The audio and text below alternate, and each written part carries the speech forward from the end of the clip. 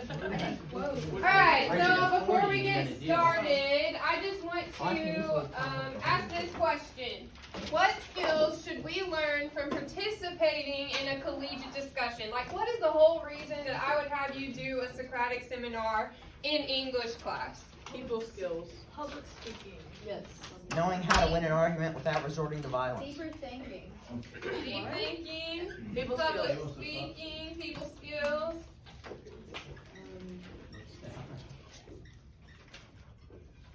Research.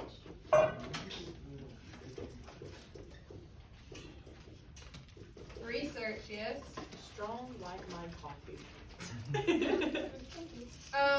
Mitchell said knowing how to win an argument Without resorting to violence. respectfully, yeah. Sometimes when I don't win an argument, I end up resorting to violence. Alright, how about learning to list, like listening skills? I think I need to leave. Being open to new viewpoints. Got me a poodle. Can we keep the dogs? Can we keep it down? What else? Anything else? So we have deep thinking, public speaking, social skills, research, knowing how to win an argument, listening skills, being open to new viewpoints. What's one more thing? We're in English class. We're reading a novel. Textual evidence. Yes, using textual evidence to Context support. clues. Yes. That's a big word. Context. Really? Alright, so far in my classes today, when we have had these discussions, one class leaned to sharing a lot of textual evidence, another class leaned to sharing a lot of personal experience, but I think what makes a Socratic Seminar the strongest is when you include both of those things, in like a little of one and a little bit of the other. So it's like you're connecting the book to real life.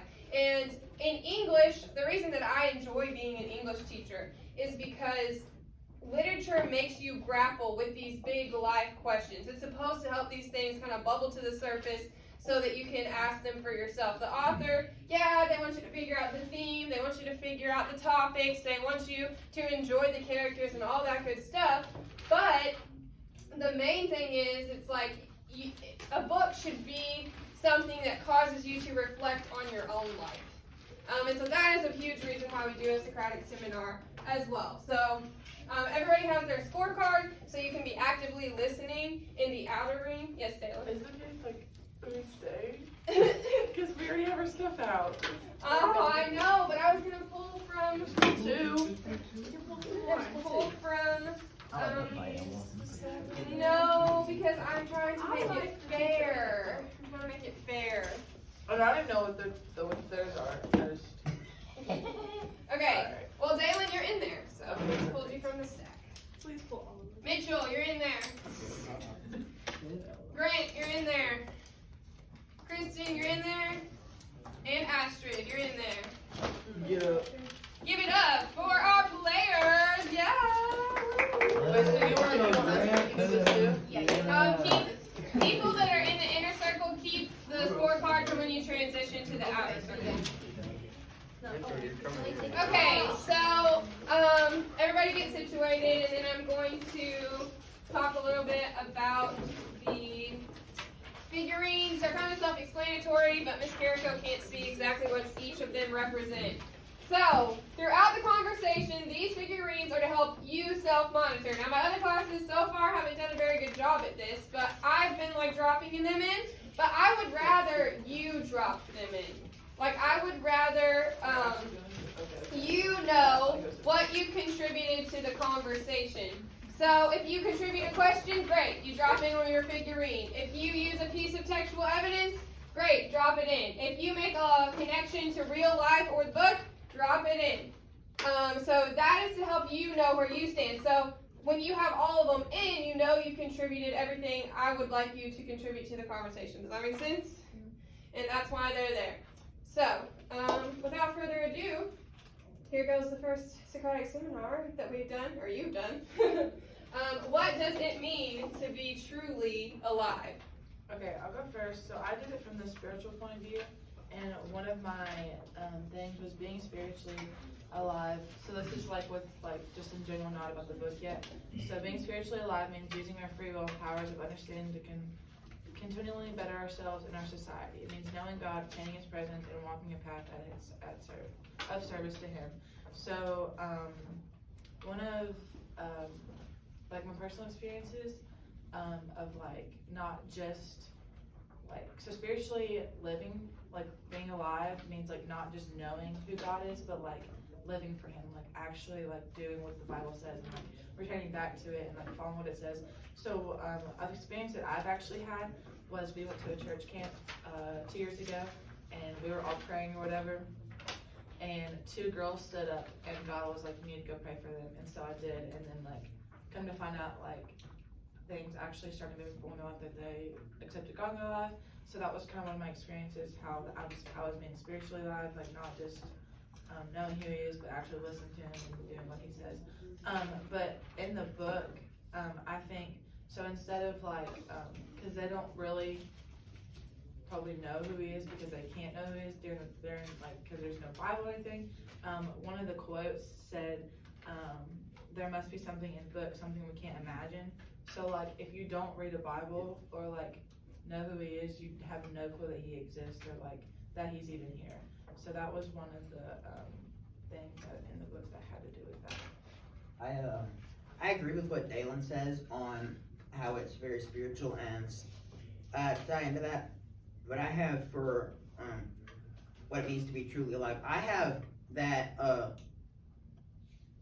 you need to not only have free will but also a soul.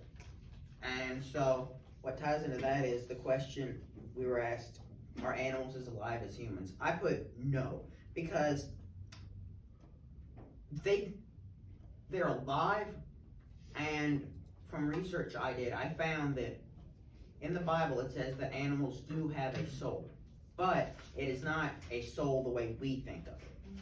The way we humans have a soul is God breathes the breath of life into Adam, and that is the type of soul we humans have. Animals do have a soul, but theirs is different because while the first sin meant that all humans have knowledge of good and evil, animals are perpetually and eternally innocent, for they do not have a knowledge of good and evil.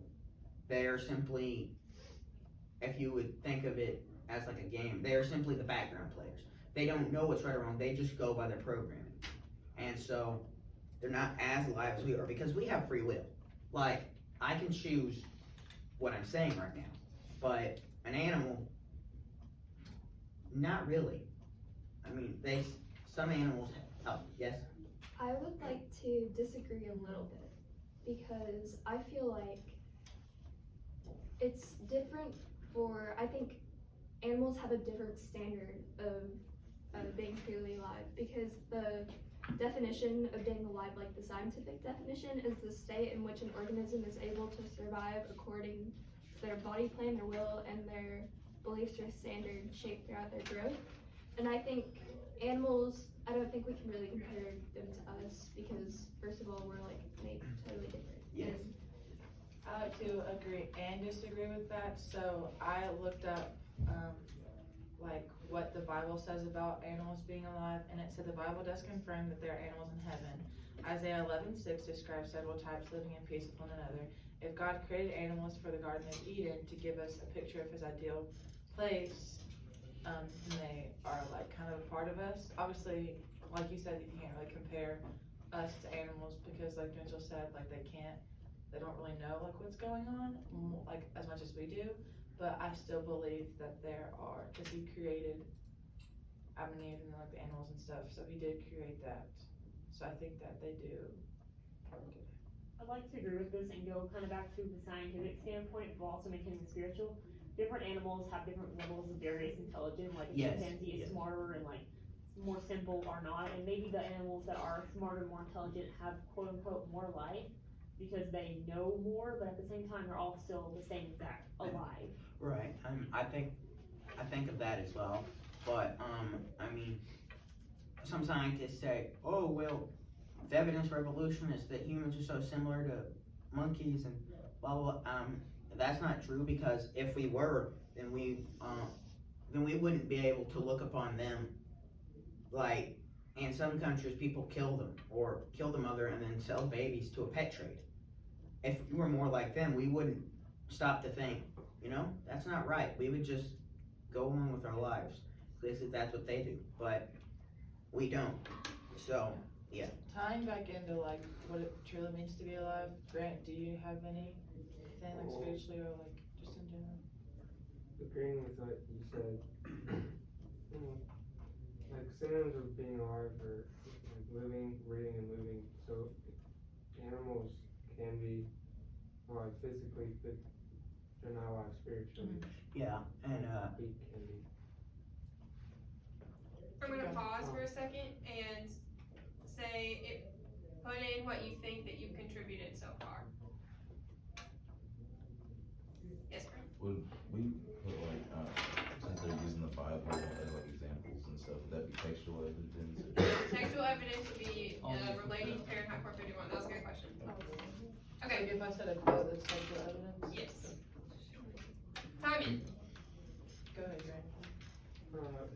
Like we can be alive spiritually, but animals like dogs or cats can't really be spiritually alive. They can be physical. I think there's like two main definitions for being alive. There's being alive as in like your body is working fine, you're living, but then there's being alive like mentally and spiritually, like, you know, that's the main thing. and if I may, a Yes. thing on that from my personal experience with my great grandmother on my father's side and my grandmother on my mother's side, both ended up with dementia. And something that my mom said about my grandmother after she had passed was that when my grandmother had fallen, which she was hurt and she ended up having to go to the hospital, which was kind of the trigger for her dementia to progress rapidly, my mom said that that night was the last night she was truly grandma. And I feel that, and that's why for yes, are there people who are living but not alive? I have yes, because that was really the last point she was fully my grandmother. Because after that, the dementia it affects her brain, and so that meant that she was alive but not alive because she wasn't there. That wasn't her. That was her body, her voice, her mind, but it wasn't her. That's gonna be, oh, go ahead. You can go. That's what we're doing, but how does that like tie in with like how Fahrenheit 451 goes along with like being alive? Like, how does your... It's quite simple because the people in Fahrenheit 451, except for Montag, Faber, and a few other exceptions, they're not truly alive in my opinion because they don't seem to think for themselves. They just go with the flow. I would like to add to that. Personally, I think being truly alive is having a higher understanding of one's environment, including, I think that sort of ties in with mentally, spiritually, and physically. So I believe that at one point, Montauk started to progress in his understanding of his surroundings, and that kind of progressed into him starting to become more alive than like most of the people that he's surrounded by. And I believe even Beatty was like to some point alive because he knew everything that was going on. But I think something that he did was, I think he didn't want to accept it, if that makes any sense. He knew everything, but he didn't want to accept it. So I think that kind of makes him less alive. I think it also, so what I'm saying is that I think it also depends on whether or not you want to accept like your surroundings. If I may, one point that I would like to make is that the reason I would disagree with that about Beatty is that he may, in instance, be more alive, because I feel that to be alive means that you know what's going on. Not only that, but you know that you can deny it. You know that you can shut yourself off from your surroundings, and he seems to be able to do that while Montag cannot. Because Montag, he's affected by everything that's happening around him, while Beatty just seems to be like a stick floating down a stream. He just goes with it, but yet he knows what's going on. I would like to disagree because you can tell, like, the story literally progresses as Montauk leaves and decides to, like, leave the situation. Unlike Beatty, who just stuck with everything, let everything happen. So I think Montauk had the drive to get away from that situation and do things for himself, and I think that's why he is truly alive. I was gonna say that I feel like there are probably other people who are more quote unquote alive than others, or more like someone like maybe like how Mrs. Bowell started crying upon hearing the poem, how she was perhaps felt more connected to that and more alive, and how other women just didn't really understand how it upset her, but they knew that it did. So. Yeah, one of the quotes that I found in the book was it said you don't have to burn books to destroy a culture, just get people to stop reading them. And I thought of like being alive by that, like I don't know how to put this in words. So it's like going back to like being spiritually alive, like so oh my gosh, I don't know how to put this in words. Hold on, I can do this. You can. Growth mindset, you got it. So just get people to stop reading. So like instead of like I've seen people like just because they don't want to like read the Word of God, like just throw the book away or something, like literally like tear it in pieces. Like just because you don't want someone to read something doesn't mean you have to just throw it away. You can just put it away and you don't have to put it in front of their faces and shove it in front of their faces. That's what it's talking about in the book. You don't have to like destroy that type of religion and put it away. You just tell them to stop reading it. So I have a question for all of you guys. Do you think acceptance is a key factor into becoming truly alive?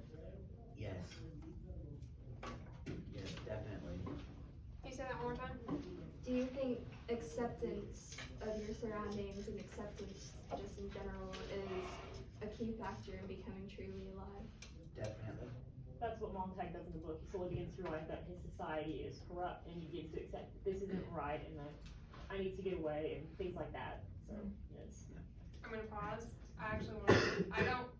I don't want to, but I also want to answer this question because I feel like it will maybe lead somewhere good. So the women like Mildred and her friends, do they not think that they have a different sort of acceptance? So anyway. Because they believe that they're alive too, but they truly aren't. I feel like believing you were alive is the first step to being truly alive. I feel like Mildred and her friends are just kind of like going through the motions, like they don't actually have like their own point of view or their own like where they stand or like how they live. They're just kind of like following the footsteps and like. But I believe they do. I believe they know that what they're doing isn't like right, because in the book Mildred tries to, overdose on sleeping medicine. I don't think she's happy, and I think she knows that she isn't happy, and she lies to herself throughout the book, saying, she's happy compared to Montauk. I also have a question for you guys. So, this is also going back to like how I took it, the spiritual life. I said, what if their life, like all the characters in the book, was centered around God's word, church, prayers of Him, and living for Him? How would they act different toward each other? I feel that it would start off actually better, but I know that if their society was centered around that, they could potentially get back to the way they were, because they would just forget why they're doing it. They'd be like, I guess I gotta go to church, worship. I mean, it could be like, like some people are today. They say they're Christians and they go to church, but they're really just going through the motions. They're not even paying attention. I think a part of it would be having a purpose, because in the book, I feel like Mildred, her friends, everyone in that society doesn't have a purpose, and that's why that contributes to the fact that they just go through the motions, like you said. And when Montauk realizes that he has a purpose to, change everything by putting, the books in the firemen's houses and setting the alarm, I think that gave him a purpose and a drive to do something. So I feel like if the situation was like centered around God, then everyone would have a purpose. Do you think they would act nicer towards each other instead of just kind of like? I believe so.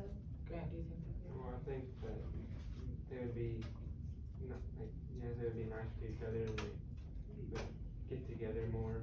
Like Mildred probably would, instead of going for overdosing, she would maybe read the Bible first or pray about it, or ask someone else for help. I feel like in the Bible, because there's certain, not really like rules, but like commandments that God set.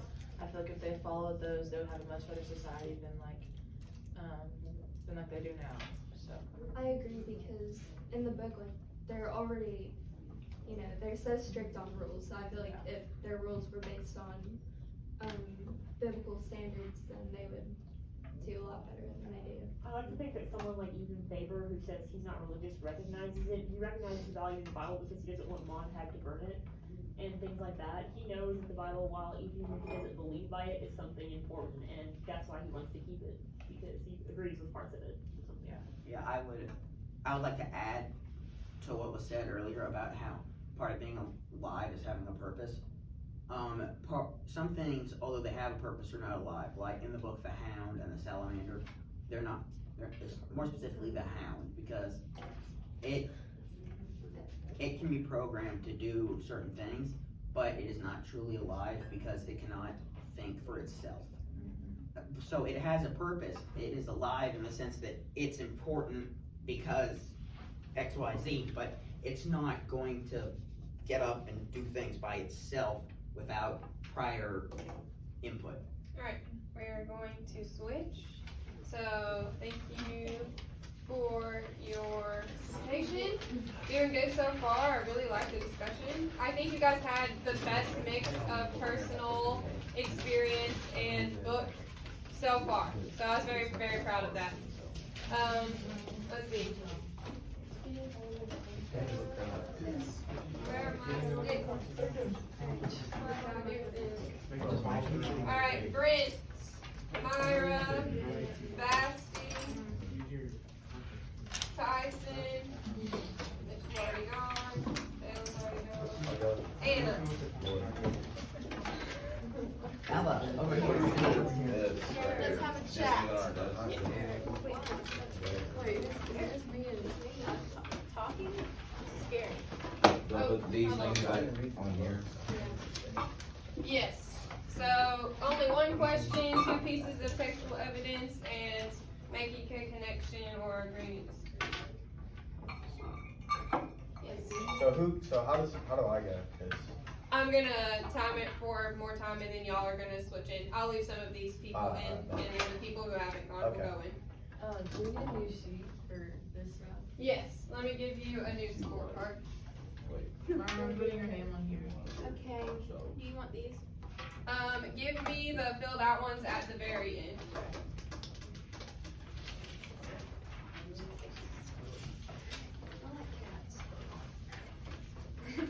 Okay, so the last thing that Mitchell said is that the mechanical hound had a purpose, but wasn't necessarily alive. And that is where we will pick up. Convene. Can you say that one more time? Yes. Would He said, you like me to say it? he said that the mechanical hound had a purpose, but wasn't truly alive. And so that's where we're picking up. Well, I agree with that because it's a mechanical hound. In the programming they put it to do, he doesn't have any feelings. Like whenever they program him to go chase after someone or go do whatever he has to do, what he needs to do is he has no feeling towards it. He has no remorse or anything like that. So I don't think he's truly alive because my definition of alive is being free and having your own emotions however you feel and being happy. So I don't think that's really him being alive because he doesn't have any feeling towards it or he doesn't have a choice. It's kind of like he has to do it. I agree with that.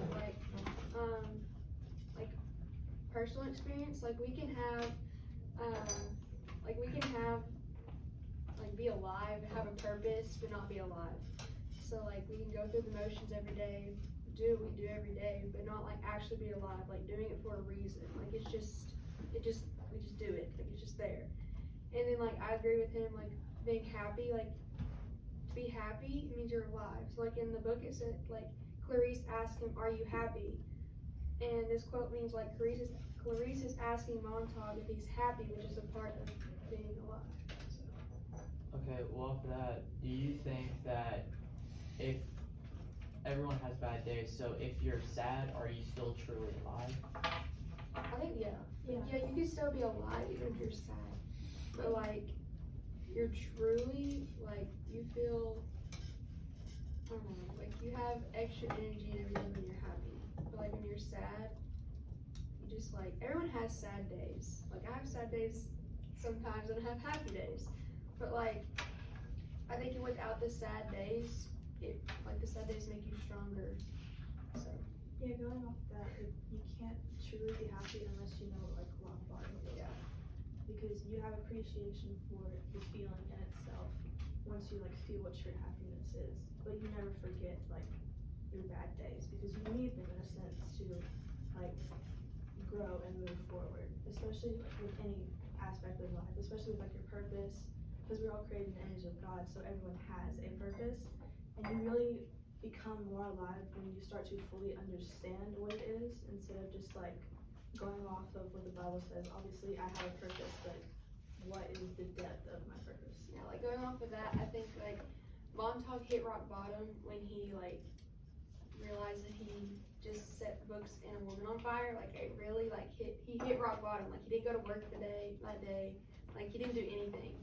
But like once he realized maybe the book has a purpose for him, he like became happy and energized and was like ready to go and do something about it. I agree. I feel like being sad can give you like a realization of like what is actually happening. When like Grace asked Montauk like if he like loved someone or anything, he like knew that something was missing, something just wasn't clicking.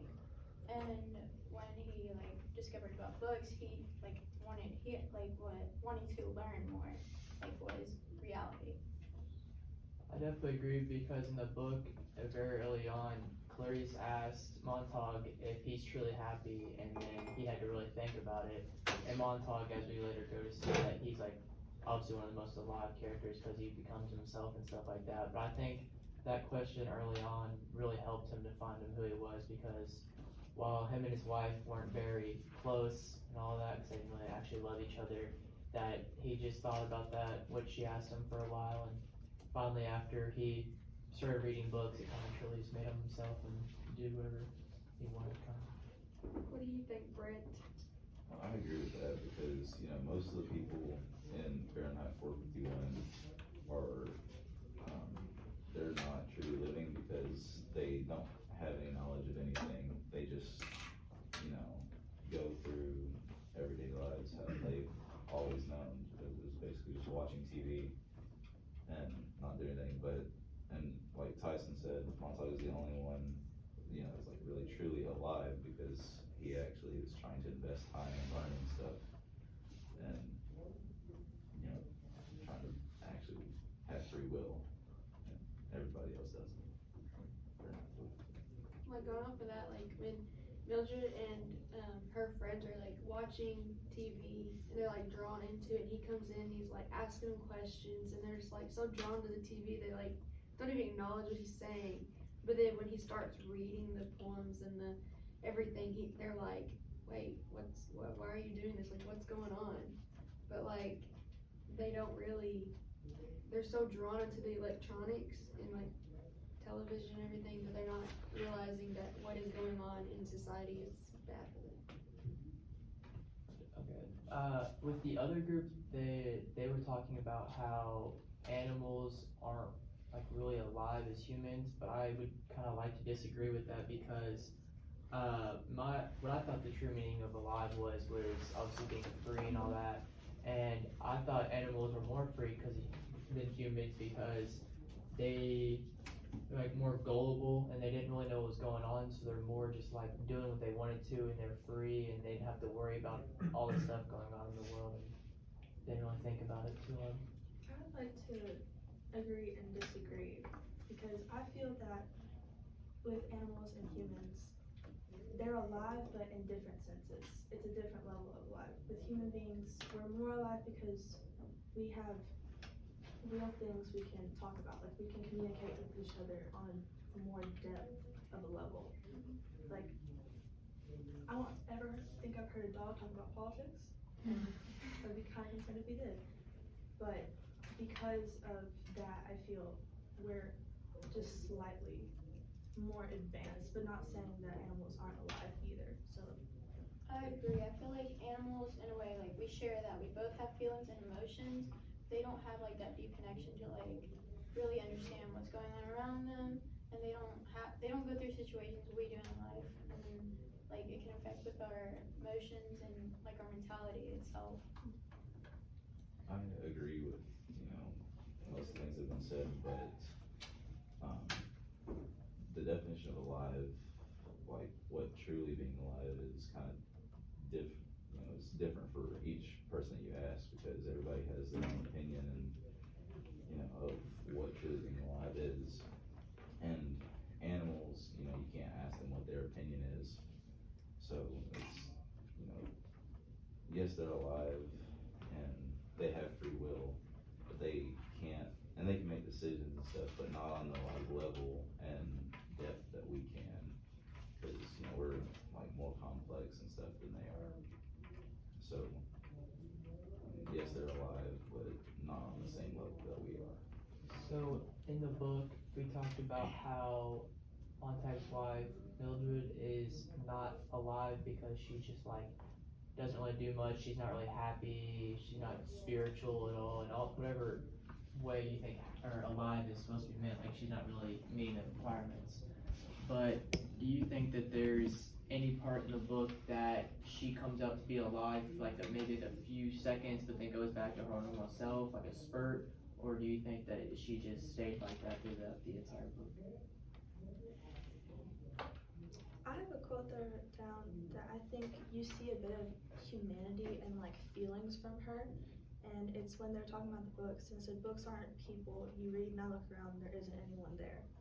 So I feel like in that moment she kind of became jealous of what he was understanding because he thought books could lead to a greater like understanding for people, but she just wanted like his attention. So it was like a really big moment for her, and then she just went back to being like lifeless. I definitely think that she has showed parts where that she has showed, I mean obviously she's human, but like human traits to where she's alive because she's shown jealousy, she's shown sadness, she's shown anger, she's shown all these different emotions that have kind of proved that she's also alive but not really, but I also kind of disagree because really anyone can show anger and jealousy and sadness but not truly be alive. Like especially with the hound that we were talking about, like it's programmed to do one thing, although that like it's programmed to do that, it also is like doesn't have control of itself. So I think that I kind of disagree and agree with that. I have a question for y'all. Going off of like not knowing and not understanding, like at the beginning, do you think ignorance is bliss? If one of y'all want to go, you can, but I can answer this. If one of y'all want to answer. Brett, what do you think? I mean, like, if you don't, like,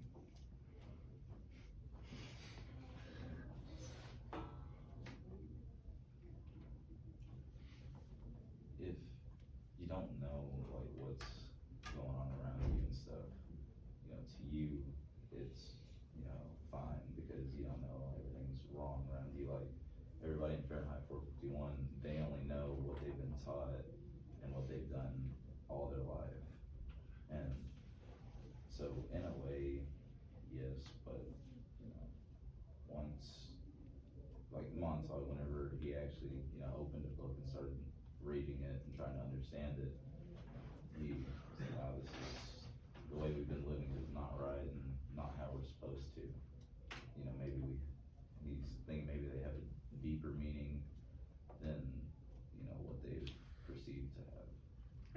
gonna pause right there. Ella and Atticus are gonna switch with Can I just write on the back? Huh? Can I just write their names on the back of this paper? yes, that's fine. You can flip for their points. That's good. We're gonna switch with Tyson and Myra.